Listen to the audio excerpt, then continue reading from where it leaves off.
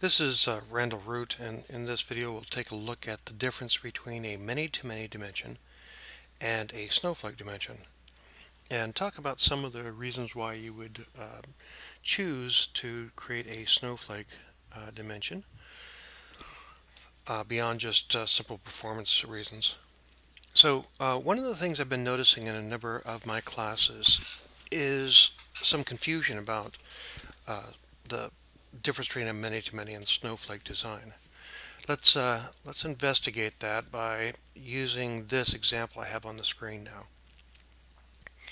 So in here we have a single fact sales table, and that particular table represents a data mart that encompasses these tables that I'm drawing a very bad line around.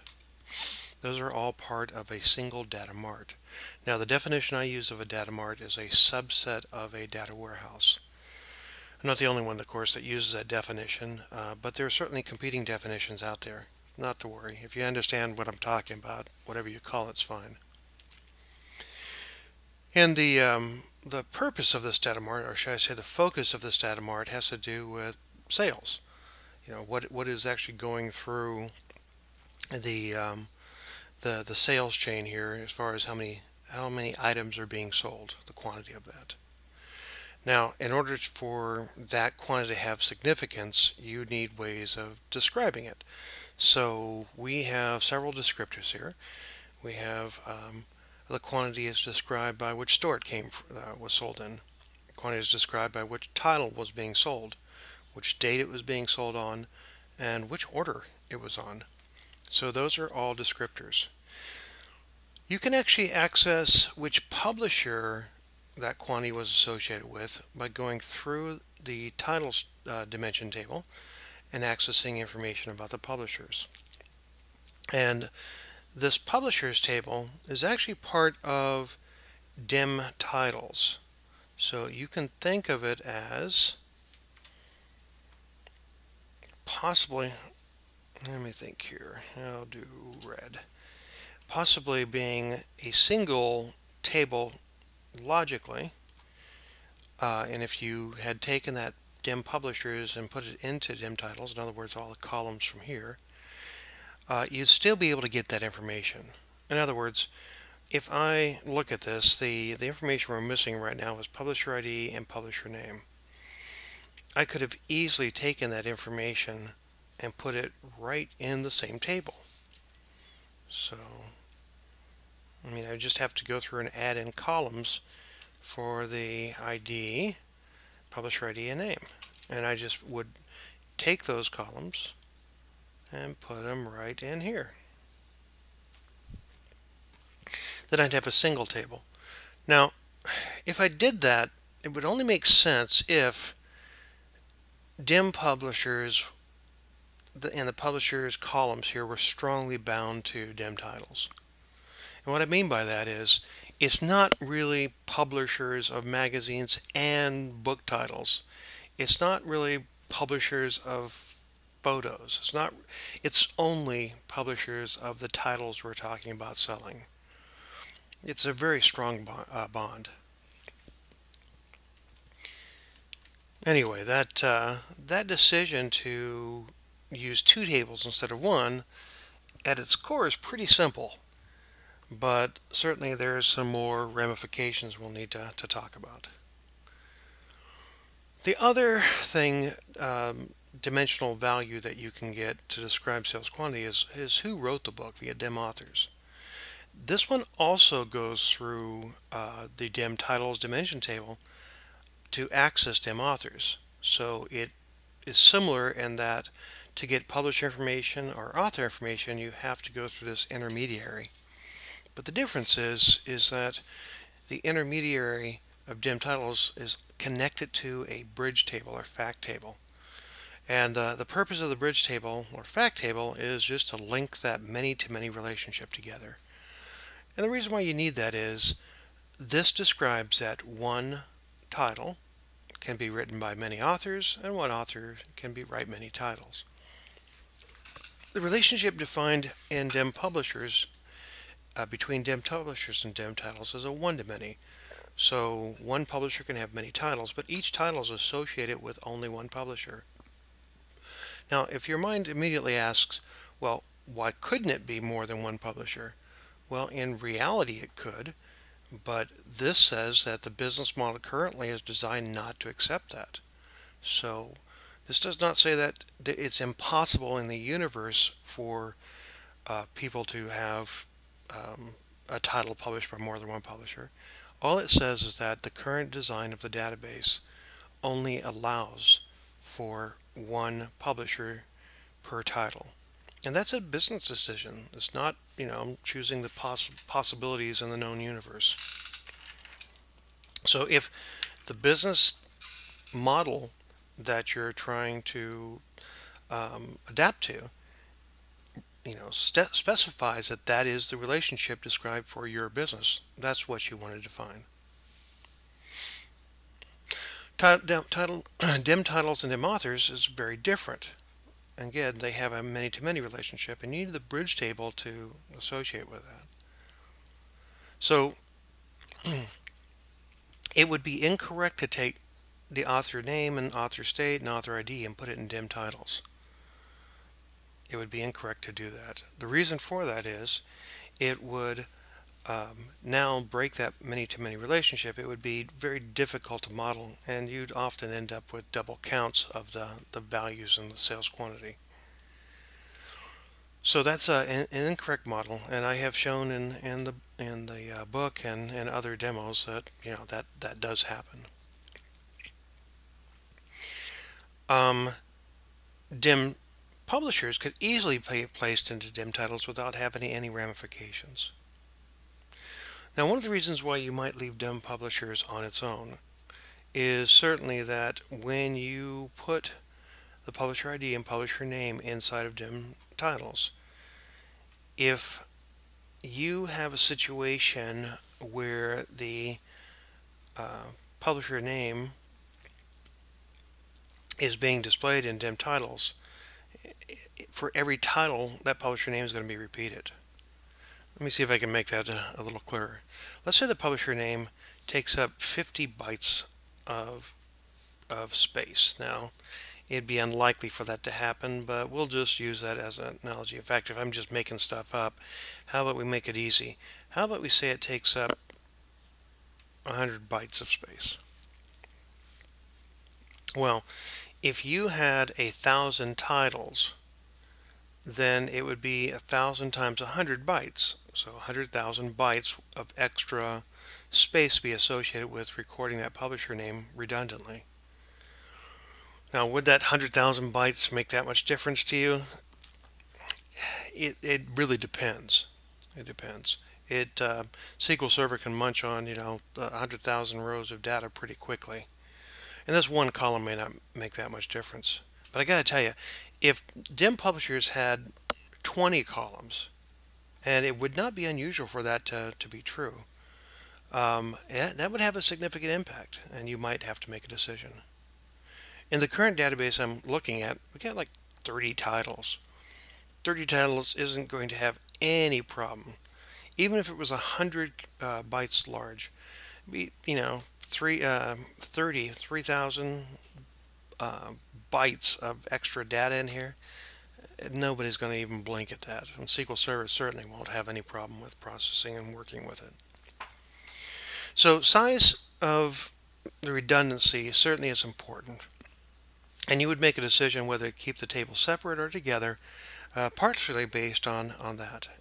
And nobody at all says that if you have a set of tables that you combine into a single table in one dimensional area, you can't have one that you keep divided into two or more tables in another area. There's nothing stopping you from mixing and matching. You just make a decision based on the circumstance. Another reason beyond just the size is, let's say that I have a separate data mart. So here I've got another fact table, and fact tables are the core of a particular data mart. And you would have one or more dimension tables coming off that typically. You'd have your measures, and it's about a different subject. Another subject might be inventory. That's a common subject that people would track. Well, whatever the subject may be, if they're not tracking it on titles, but they're only tracking it on publishers, you could put the publisher key in here and then just combine it to dim titles. But when you did, you'd have access to all the title information.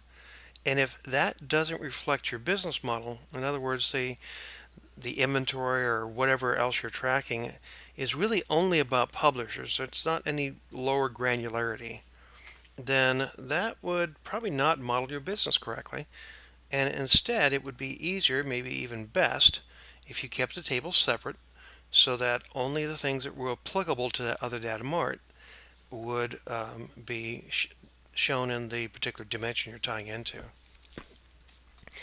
So a lot of the decision comes not from possible choices that are out there, but what you're trying to model.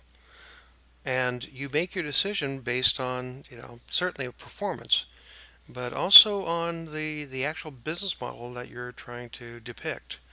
And because it's all about reporting, and you want that reporting to be easy to do and very, you want to try to keep it as simple as possible so that people can get their reports without making mistakes that inadvertently, such as we don't care about things beyond just the publisher level. But in the report might also include things like title information. Even in this situation, it's not like they can't do it, but it does make it a little bit more clear about what they're trying to access. One other thing I'd like you to, while I'm here, to remind you of is that I will see some people do this, and I hopefully I've talked about it before, where they'll think to themselves, I could make a star design here by just going through and saying, I'll put it in the publisher key right here.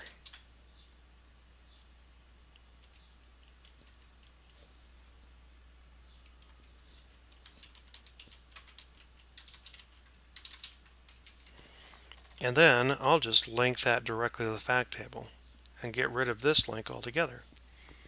Well, the problem with that, guys, is that it also has redefined your business model. A fact table by its nature represents a bridge. In other words, by doing this, you have now defined that one title could have many publishers. Notice how the bridge table here has the infinity symbol associated with it, indicating that one title can show up many times in the bridge table, and one author can show up many times in the bridge table. The same thing happens here when you reroute this relationship. You have now defined that dim titles and dim publishers now have a many-to-many relationship bridged through your fact table. And that, if that does not accurately represent the actual business model, it's a mistake. You don't want to do that. Interestingly enough, it won't actually cause problems. So your sales quantity and stuff won't actually get wrong counts. So you will see people do it just because they think that it will simplify things. But as mentioned, it actually doesn't accurately depict your business model, so I would consider it a fault in the design. I would not recommend doing that at all. You want to try to make your data warehouse model the actual business requirements so that when people make their reports, they're less likely to make mistakes and cause errors in the decision-making process. Okay, I said that was one last thing, but I guess I lied because there's one more thing I want to talk about. Some people think of dim authors as being a snowflake, just like dim publishers is part of dim titles in a snowflake relationship. But it's different. In a snowflake, what you have two or more tables that could have been a single table that represent a single dimension. In this case, dim titles is actually a single and dim publishers really could have been a single dimension called dim titles. In fact, the current business model kind of represents that, in that we only track the title key in the fact table. So really, dim publishers is part of dim titles. It's just an additional level of organization. Dim authors, on the other hand, is not actually a Snowflake. Why people get confused, because there's a chain of multiple tables here. But actually, it's not another level of hierarchy in dim titles. It's another dimension all on its own. And you can tell that because in a Snowflake design, all the columns that make up the dimension are in a single table. And all the author columns are in this single table. It is true that it's indirectly connected to the fact table, the core fact table of our data mart, but it doesn't make it a Snowflake. It actually is a simple star table. There's only one single table, and it's connected to a fact table itself, so it's not multiple tables. It's not like you couldn't have that. It would be possible for me to go through and create another level here of ways of organizing the authors, whatever that would be. Maybe I would take the author state and move it over here, or address, or something like that. In that case, all the attributes that make up the dim authors dimension would be across multiple tables, and that would make it a Snowflake. So the Snowflake design means that all the attributes that make up a dimension are spanned between more than one table. And a star design means all the attributes, or columns if you would, are in a single table. That really is what you're looking for when you're deciding what's a snowflake, what's a star.